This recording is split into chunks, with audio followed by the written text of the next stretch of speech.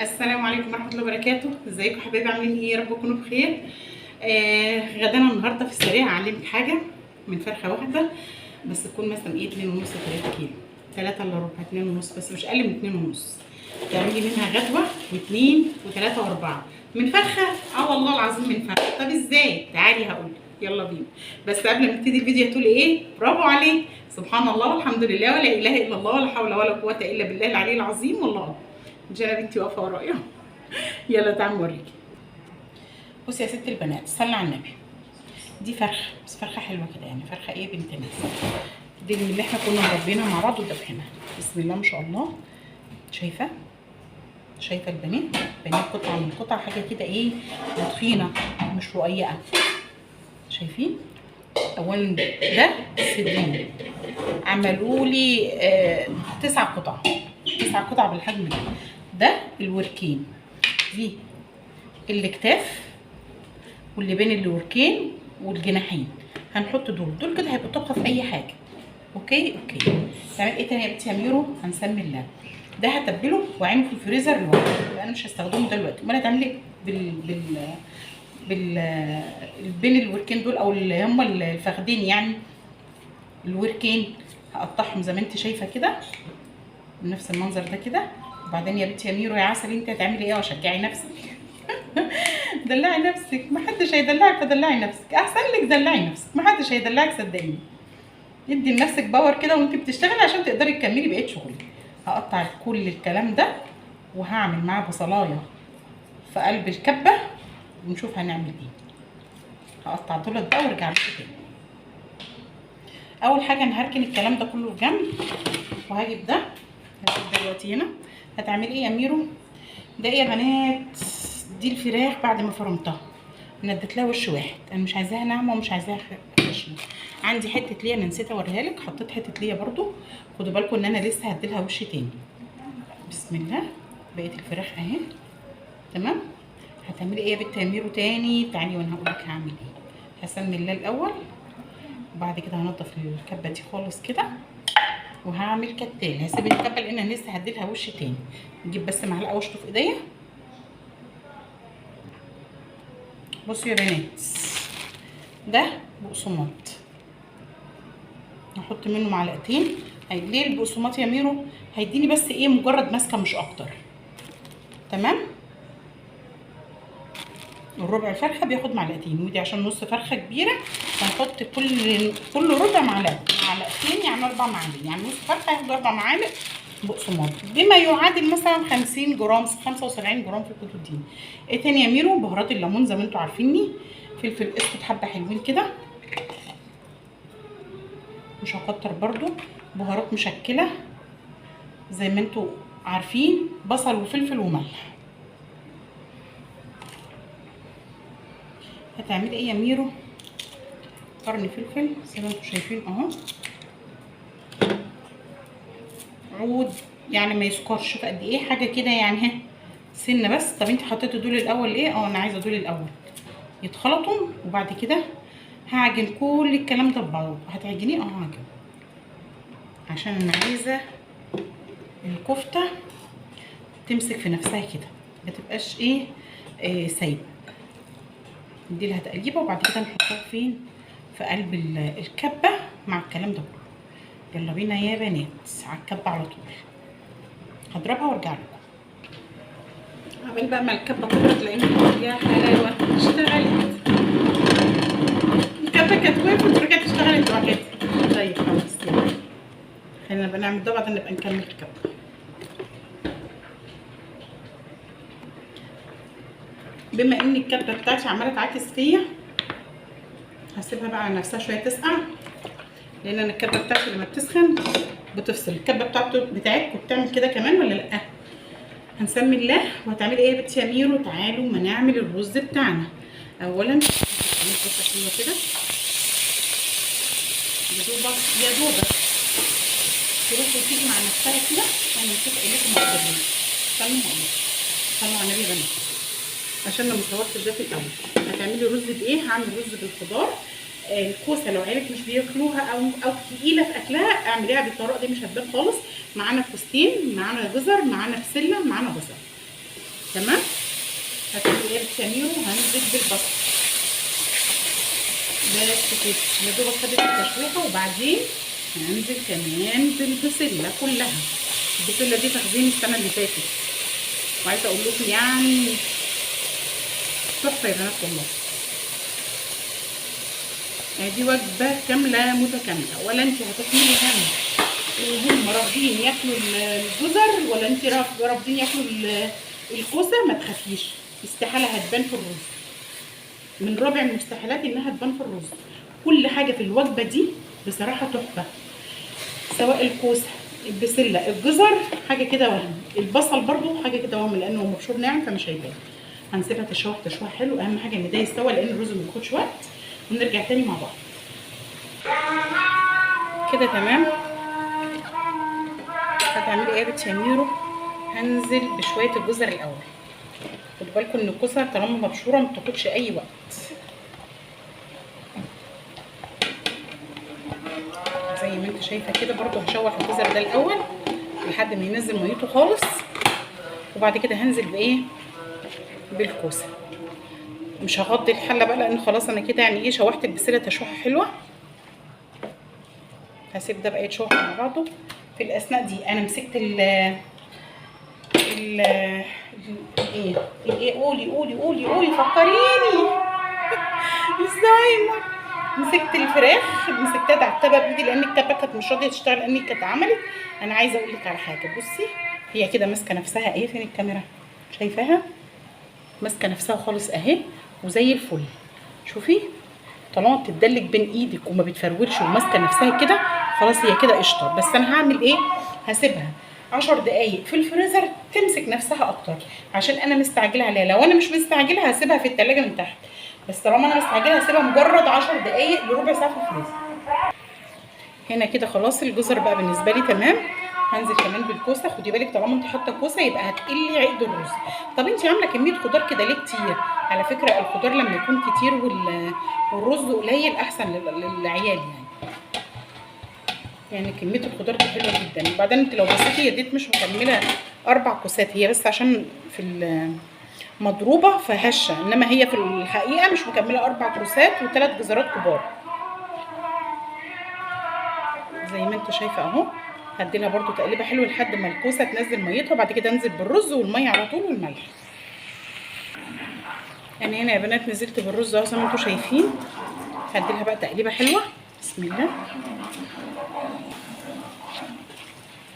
شايفه الالوان عامله ازاي؟ تحفه والله تحفه.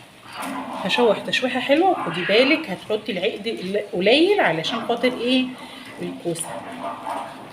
هنحط العقد وبعدين نروح فين؟ نطلع بقى الكفته من التلاجة ونعملها. تمام تمام.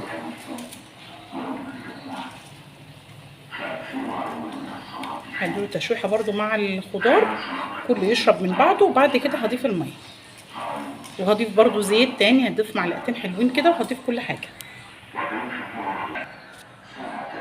هنا خلاص انا حطيت الميه. وخدي بالك ان الميه قليله، يعني نبهت على الميه كام مره عشان خاطر ايه؟ استنفعها شويه في الملح.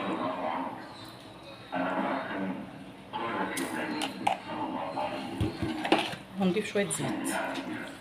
خدتي بالك عقد الميه عامل ازاي؟ دايما بيبقى عقد الميه اعلى من الرز، المره دي لا. الكوسه دي هتختفي خالص ما تخافيش مش هتبان. الالوان تحفه جدا يا بنات. نحط بس شويه زيت. الجزر مدياله سكريه تحفه. همسح بقى كده بالسباتولا زي ما انتم شايفين، واروق بقى الحته جنبي عشان ايه؟ اجيب الكفته واشتغل فيها. بس كده والله بس كده، ولا هعمل اكتر من كده. كل ده هينزل وهيبقى سكر. هتدعيلي على الاكله دي. نغطي على الحله ونجيب الكفته. يلا بينا. بصوا يا بنات دي شكل الكفته بعد ما خلصت اهي ما شاء الله كميه حلوه. هعمل ايه يا ميرو؟ هحطها في التلاجة عمال ما الرز يستوى واتبل البانيه. دي اول حاجه. عبال ما الزبادي عندي شويه لبن رايبين عبال ما يفكم هكون عملت هنا ايه؟ بهاراتي وطماطمتي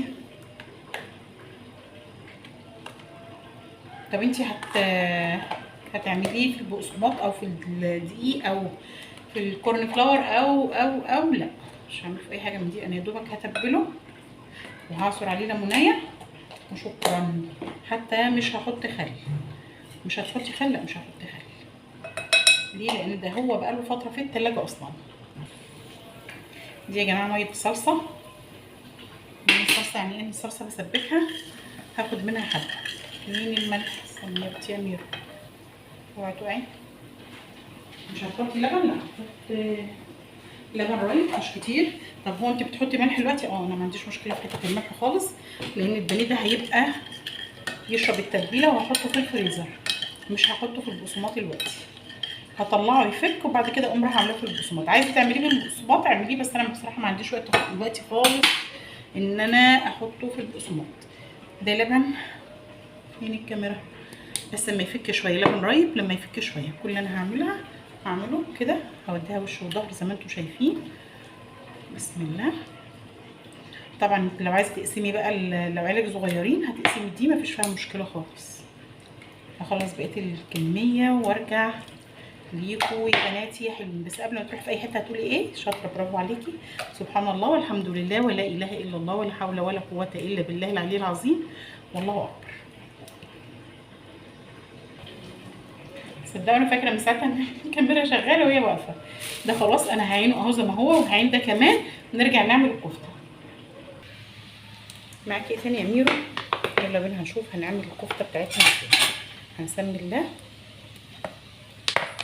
ونحط معلقتين حلوين كده، ومش عايزاهم سخنين ولا حاجه. مش هحط معلقه. بسم الله.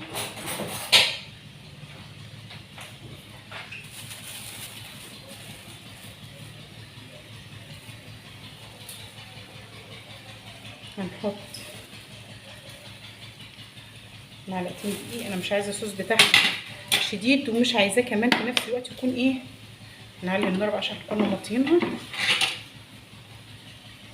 نجيب الملح جنبنا كده زي ما انتم شايفين اهو. طب الزيت ده قليل، انا عايزه اتقل بس الصوص بتاعي. طب انتي هتعمليها كلها ايه؟ هتعمليها ازاي؟ طب قولي لي. هقول لك اهو، بس سمي الله وقولي ايه صح. برافو عليكي، سبحان الله والحمد لله ولا اله الا الله ولا حول ولا قوه الا بالله العلي العظيم والله اكبر.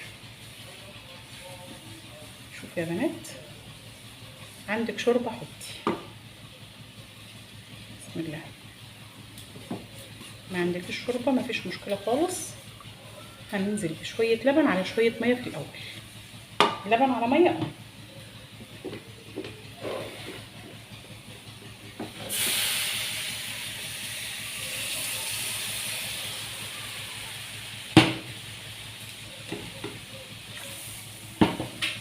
هنفك الكلام ده كله بقى مع بعض، بس نروح نشوف الحله اللي على البوتاجاز التاني. استني. بصوا يا بنات،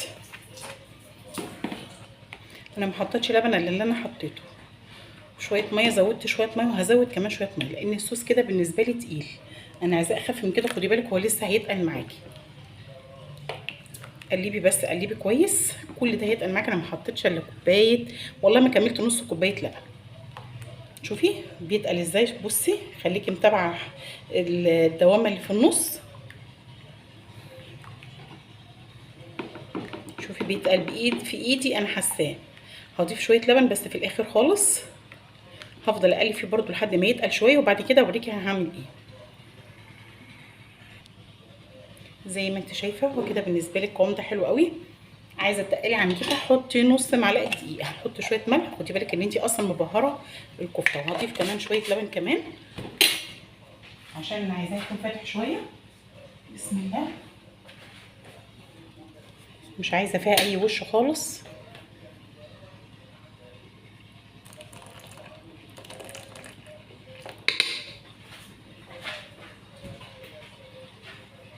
وبهري بقى الصوص ده بالتوابل اللي انت عايزاها. اول حاجه انا حطيت الكفته دي في الفريزر يا دوبك اهي. هي مش مجمده بس سقعت شويه. اول ما ده هيغلي هضيف الكفته واوريكم شكلها. زي ما انتم شايفين يا جماعه. مش هتحمريها يا ميرو، لا لا لا لا، مش هحمرها خالص. انا هحطها زي ما هي كده وهسيبها تاخد غلوه. مش هعمل الكميه دي كلها طبعا، هعمل نصها لان ده هيبقى كتير، لان دي مش هينفع ان انت تسخنيها والكلام ده، لا دي مش هينفع ان انت تسخنيها وتطلعيها وتحطيها والكلام ده. دي عايزه تتعمل على قد الوجبه، ما يباتش منها حاجه. زي ما انتم شايفين اهو. هنسيبها تستوي وارجع اقدمها مع بعض، شوف هتبقى عامله ازاي. عايزه اوريكم جمالها، تحفه يا بنات، تحفه تحفه تحفه. كل ده من ربع فرخه. لو انت عايزه تحطي جبنه موتزاريلا حطي، عايزه تحطي ميكس جبن حطي، وتنزلي على الفرن حطي. انا بقى مش هعملها كده، هي كده بالنسبه لي كويسه. عايزه اقول لكم انا خلاص هلكت والله من المطبخ كده. خلاص ده كان غدانا النهارده، يا رب يعجبكم. والفيديو ده بقى ما شاء الله عدى يعني الوقت. عايزه اقول لكم وشي بقى كله ميه. المطبخ ده بالنسبه لي عقاب والله من كتر الحاجه اللي جوه فيه. يلا الحمد لله، ربنا يعيننا ويعين كل واحد فينا على حاله. كنت بشرب بس انا عطشانه جدا. بسم الله الرحمن الرحيم. دي كوبايه محدش بيشرب فيها الا انا، دي الوحيده بتاعتي لانها كوبايه كبيره بترويني يعني. اللي يوصل لحد هنا يعمل ايه؟ برافو عليك. لايك، سبسكرايب للقناه، واللي بيتابعني من انهي بلد ويعمل ايه؟ شاطره. بقيات الصالحات، سبحان الله والحمد لله ولا اله الا الله ولا حول ولا قوه الا بالله العلي العظيم. والله يا رب الفيديو يكون عجبكم. خدوا بالكم ان انا عملت نص كميه الكفته والنص تاني في الفريزر، والبانيه لسه بحاله، والاكتاف واللي بين الوركين ومش عارفه ايه، شويه التفاصيل دي برده الوحيده. فدبري ووفري وخليكي لئيمه وقروبه ودقرمه عشان الزمن ده عايز كده، وعشان كمان الدنيا غاليه والله المستعان على حياه كل واحد فينا. ربنا يعينه ويقويه. اشوفكم فيديو جديد مع اميره. باي باي.